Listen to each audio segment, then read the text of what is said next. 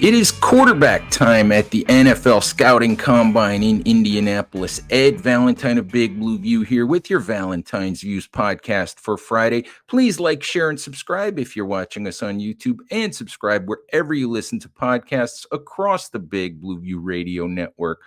All right, quarterbacks take center stage on Friday at the NFL Combine. Quarterbacks, wide receivers, and running backs will take to the podiums on Friday to speak to media.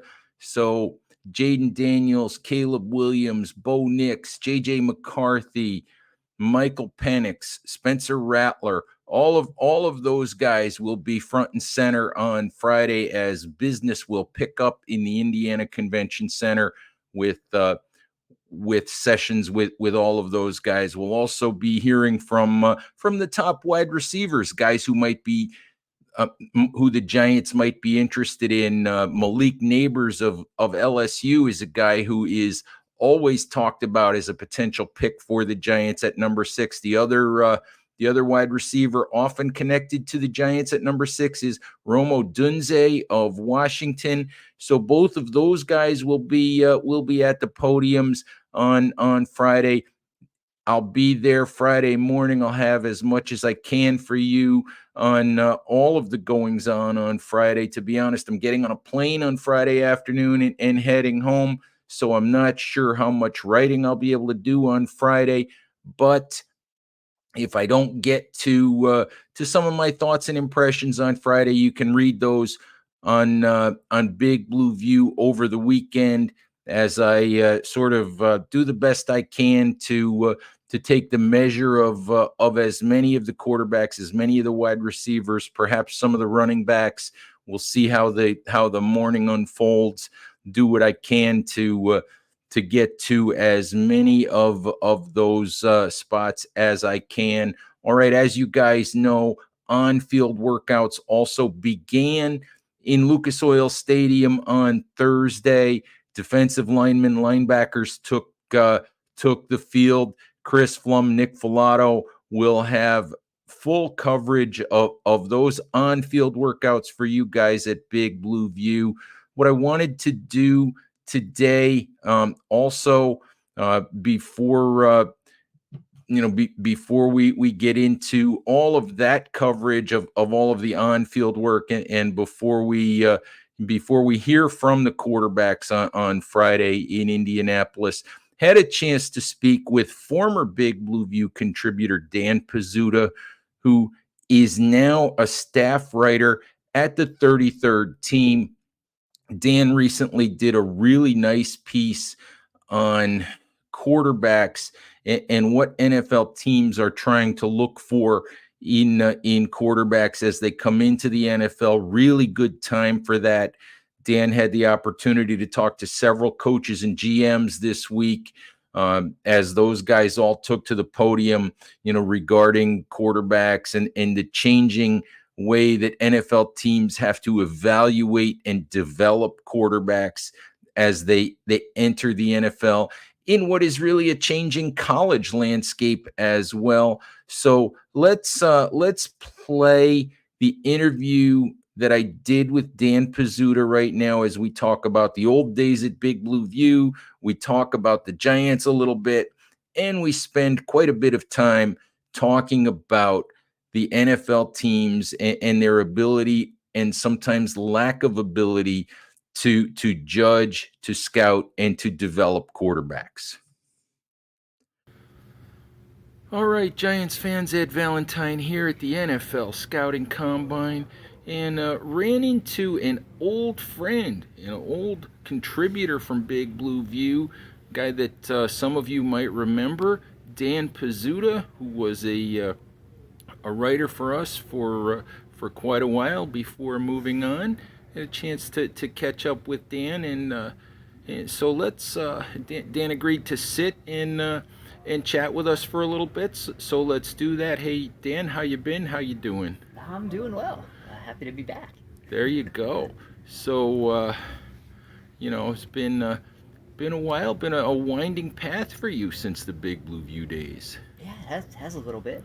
So before we get into a whole lot of football, why don't you just tell folks, in case they're not familiar with where you are and what you've been up to, what the writing path has taken you, where it's taken you since your Big Blue View days. Yeah, so when I left Big Blue View, I went to take over Sharp Football Analysis and kind of built a website there. Doing some good stuff there. Rich Rebar was doing some great fantasy stuff. Doing some stuff with Football Outsiders with some of the Almanac.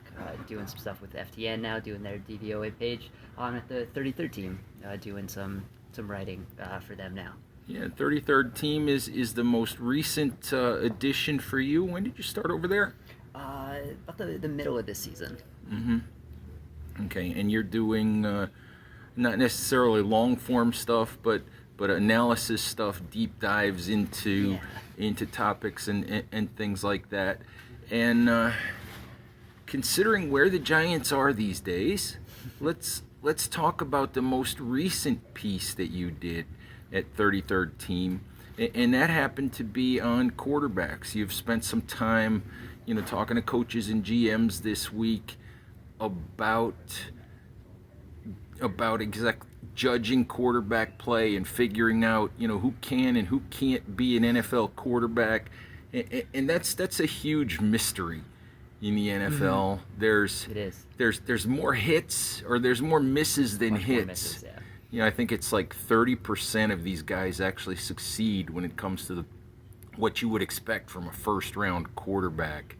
And I'm just curious what you maybe learned from from the coaches, from the GMs in regards to quarterback play. Yeah, so I think it was something that is kind of being more openly embraced now, is looking at the traits and how hard it is to really take a look at what these guys are being asked to do at the collegiate level is so much different than what they're going to be asked to do at the NFL with their systems, just kind of the way they process. And I think a lot of people are kind of looking at the process, and you try to find these quick processors, but how you do that is so different, especially now between college and the NFL, with so many more RPOs and screens, and the way just the spacing is in college. So it's very hard to really look at those guys and kind of what they're really asked to do in the way they're reading progressions and things like that. So I think we're seeing more coaches, especially, who have talked just more openly talking about the traits and seeing what these guys can do, and how you can kind of mold that to an NFL game instead of really trying to get the mental. You can get that a little bit, but I think we're kind of really looking at some of these traits guys, and I think like Anthony Richardson last year was a real good example of a guy who, you kind of look at some of his college stuff and it wasn't as clean as some of those other guys, but you saw the traits, you saw how he navigated the pocket, and it's things like that I think are going to translate, and a lot more coaches who are kind of, the forward-thinking offensive guys are really going to be able to build an offense around that type of quarterback more than like a Kenny Pickett type of guy who was, built as a stand in the pocket, process quickly, and we've kind of seen that hasn't happened in the NFL without some of the physical tools that kind of decrease the margin for error a little bit to help these guys get situated in the beginning. It's so different how the offenses are somewhat different in college. The hash marks are different, Yeah, which it's just a completely changes different thing. changes the throws that you have to make. I've seen guys like former NFL quarterback Kurt Benkert, who's doing a lot of NFL analysis of quarterbacks now, say that it's just hard to watch college offenses because the work done by the wide receivers just isn't what you'd get at the NFL level. And even Kurt Warner said the other day, Hall of Fame quarterback, guy that should know quarterback play as well, if not better than anybody, say that really as he watches these college quarterbacks, the more he watches, the more confused he gets, because he just can't figure out how what he sees translates to what they're going to be asked to do in the NFL. Yeah, it's a very different process of what some of these offensive schemes really are.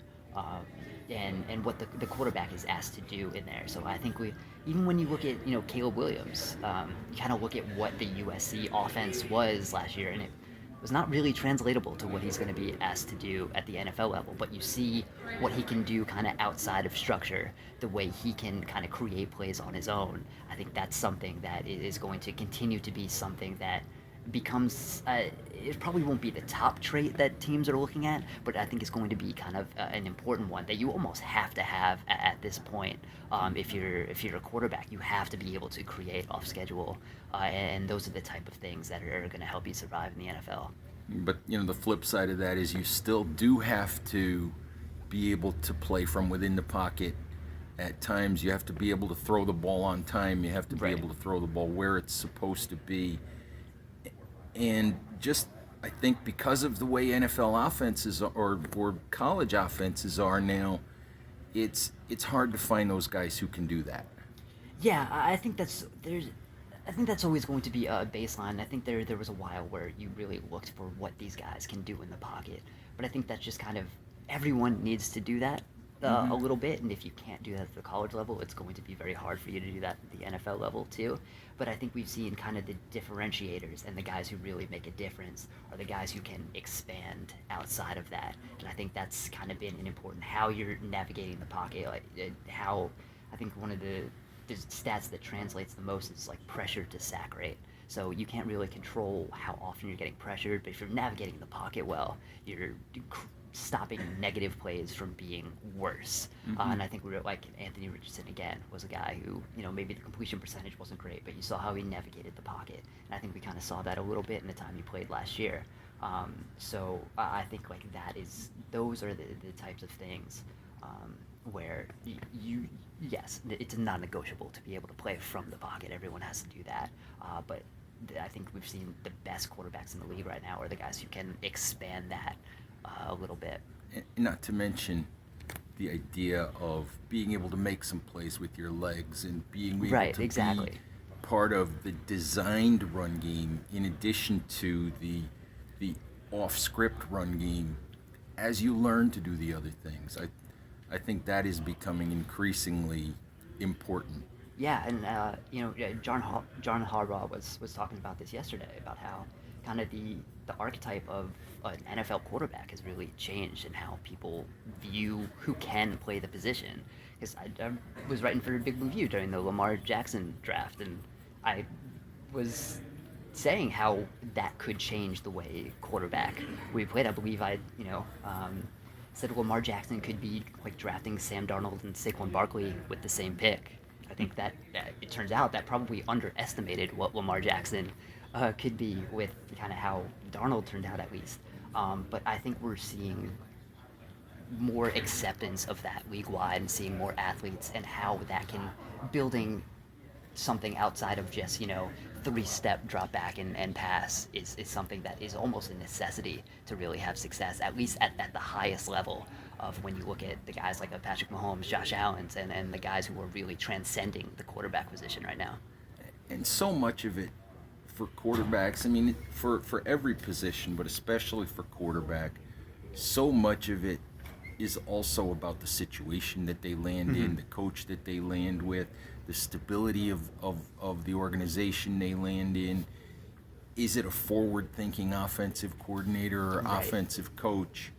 Um, because the worst thing that happens to a lot of these guys is they get drafted and then a year later they have a different coach. Right, and I think that is one of the things that really struck me yesterday and what kind of led to writing the article is how many of these coaches were really outwardly expressing this kind of for the first time of how we can take some of these traits based guys and mold them a little bit. And I think we're going to see far fewer of these offensive coaches who don't know what to do with these guys because I think that was a problem for a little bit like when the Lamar Jacksons were coming into the league.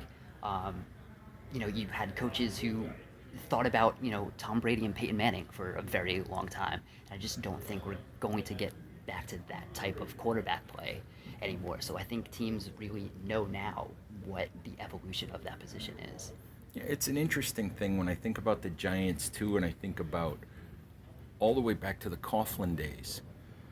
I always thought that one of the reasons why, after the second Super Bowl for the Giants, one of the reasons why things sort of fell apart was you had a very old school head coach, you had a very old school offensive coordinator, but you had a general manager, who was a scout at heart. And I think you had a general manager who wanted to kind of move the Giants forward in the way that they thought, and was drafting players that the coaching staff didn't necessarily know how to maximize. Right. And I think that's a big part of it with quarterbacks now is you have to be able to look and say, what are these guys? Too many, for me, too many coaches have always said it's about players, or it's about players and not plays. It's about putting guys in position to do what they Yeah. do well. And I don't know about you, but for a long time in the NFL, I've thought there was a lot of lip service to that idea. And Sure. I think now it's becoming increasingly important that that's not lip service. Yeah, yeah, absolutely, and I think we are seeing this wave of especially offensive coaches who are coming in. You see, Mike McDaniel has kind of figured out how to make the best out of not only Tua, but protect that offensive line a little bit with getting the ball out so quickly to receivers who can run fast. I think you look at like a Kevin O'Connell who was able to kind of change up. From when Kirk Cousins got hurt to like really basically playing quarterback for Josh Dobbs. I think we've seen that, guys. I think you see with like a McVay, how he used the Jared Goff offense and then completely translated it and changed it to drop back game with Matthew Stafford, and then continued to change it up even more this year. So I think we're just seeing you can't be complacent. You can't be fitting these square pegs into round holes. And I think we do have fewer coaches in the league right now who are doing that, and I think that's good for player development. Hopefully that's going to be good for quarterback development, and I think it definitely has been good for offensive efficiency going forward. So I'm curious, after talking to the folks that you've had a chance to talk to this week, and in your own look at the quarterback class this year, we talk about the trait-based guys, and you've mentioned Anthony Richardson a couple times. When you look at those guys, beyond Caleb Williams, because if we're talking specifically about the Giants aren't trading up to one. Right. So when you look at those traits-based guys, who's your guy out of this quarterback class that you say, you can take those traits and mold them into something that maybe the guy isn't right now?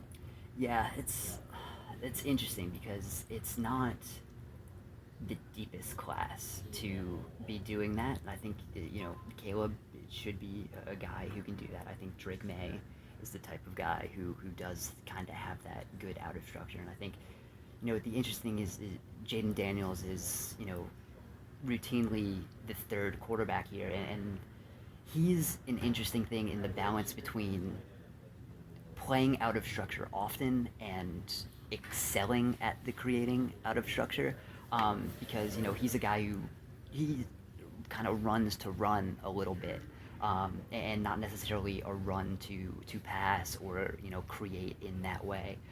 So I think the team that gets him is really going to have to understand what he is and maybe rein him in a little bit more than I think people think you have to kind of rein in like a Caleb Williams with some of his crazy throws, but I think those are more of a benefit when it comes to creating in the offense. But when you have a guy like Jaden Daniels is kind of looking to run a little more often than some of these other guys, he's kind of the interesting borderline case, where he is out of structure a lot, but that doesn't necessarily actually have some of those traits that are that you're really looking for. So I think he's going to be a little more developmental than, and maybe kind of on the Justin Fields type of thing, where the running is going to set a baseline a little bit, but there's a little more progression that needs to be happening in the passing game too.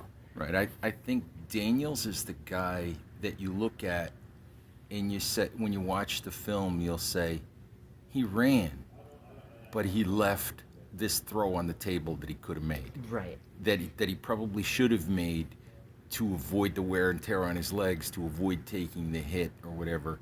He's he's the one, and you hope maybe that as he gains more experience, that you coach that out of him by consistently saying, you ran for 8, but you had a throw over here for 12 Yeah. if you'd have just followed your progressions or Yeah, whatever. and that's going to be a thing where the coaching staff is obviously going to matter. The offensive line is going to matter, and how you kind of balance that. If you're asking him to just do some straight dropbacks behind a bad offensive line, that's not going to help the development of what he's doing, and he's probably going to be looking to scramble if he's expecting pressure like that. So I think that's just one of those things where all of those things are going to just combine, and the like you said, the players on the offense are going to matter. How the offensive staff is going to build an offense around him is going to matter. So I think he is very fun physical talent, but he is, I think, one of those guys that is going to, it's really going to depend on where he lands and the vision that whatever team drafts him really has for him is going to, I think, more than like the other top 2 guys, are really going to depend on how his NFL career turns out. So let's have you put your Giants hat on for a minute or two here. Obviously, the Giants are at 6. A lot of talk about quarterback, a lot of talk about Daniel Jones, a lot of talk about, everybody's got an opinion on, should they trade up, should they take a guy at 6, do they need to have that, that successor? Do they? Is it time for them to put that guy in place? I'm just curious where you stand on that idea. So I lean toward being aggressive to take a quarterback, um, but it also does depend on who is there, and I think what that cost is. I do have trust that a Brian Dable offense would be something that could help a Jaden Daniels, and maybe even sitting a little bit behind Jones, depending on what that is. But I think it's very hard to consistently win in the NFL when you do have a quarterback like Daniel Jones. And I think the the 2022 offense was structured incredible to stop Jones from kind of doing the bad things that he tends to do. When he entered the league, he loved to throw these, contested slants that where he could have been an interception, but were a lot of passes defensed on those types of tight window throws. But in 2022, they had him outside the pocket, which stopped him from taking sacks. They had him throwing the shortest passes in the league, which stopped him from throwing interceptions. Like if he had a bad season in 2022, like it really would have been a bad thing for him, because they really designed it in a way that he couldn't. And I think they took some of those training wheels off a little bit last year, and I think we saw some of those struggles. So if the Giants feel good about one of those quarterbacks who could be available at 3, if that's the potential to trade up, I think they should do it, because I think you kind of need that higher level of quarterback play if you really do want to succeed in the NFL. Yeah, I think where I stand on it is a little different than where you stand. I look at it as Jones entering the 6th year of his career, and we still argue about what he is and what he isn't, and what he might be and what he might not be, and the reasons for all of those things. And I say, look, it's year 6. He's in the final year of his contract where he's got guaranteed money. Yeah. Maybe it's time to just stop arguing about all of those things.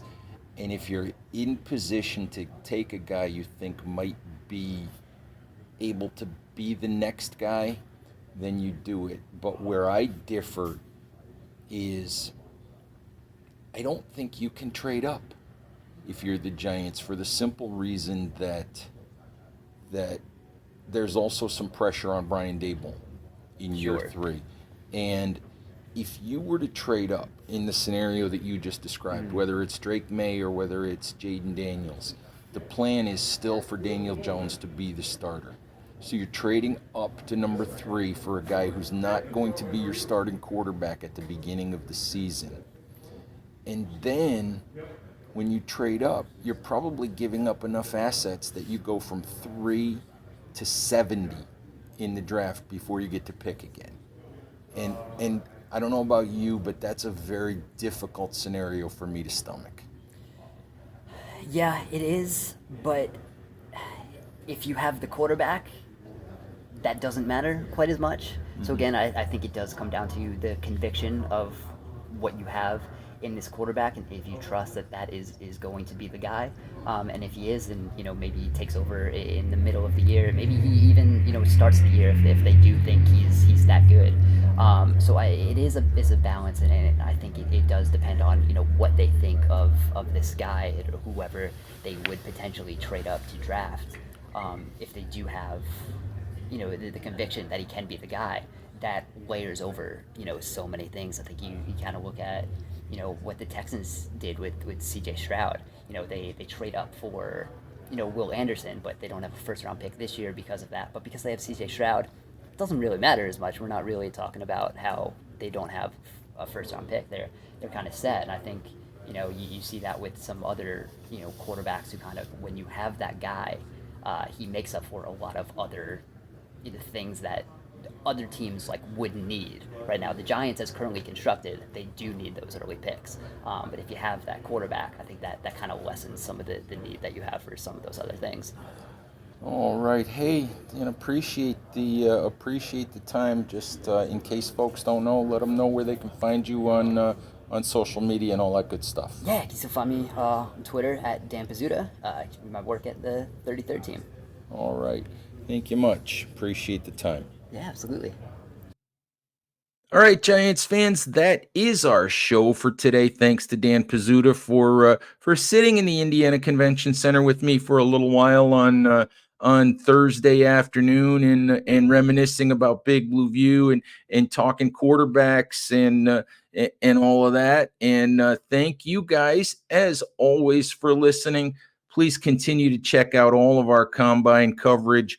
Chris Flum, Nick Filato will be continuing to give you as much detail as we can on the on-field workouts. I'll have more features and analysis over the weekend and in the coming days on the quarterbacks, on the wide receivers. Had a nice conversation on Thursday with Michigan tight end AJ Barner, who had some interesting thoughts as well on quarterback JJ McCarthy that I'll share with you guys as soon as I get the opportunity to sit down and write all of that. So hopefully you guys will look forward to all of our coverage and all of our coverage at Big Blue View throughout the offseason, leading up to the draft, leading up to the offseason program, training camp, all of that, as we continue to give you everything you need to stay up to date, to stay in tune with your New York Giants. With that said, Giants fans,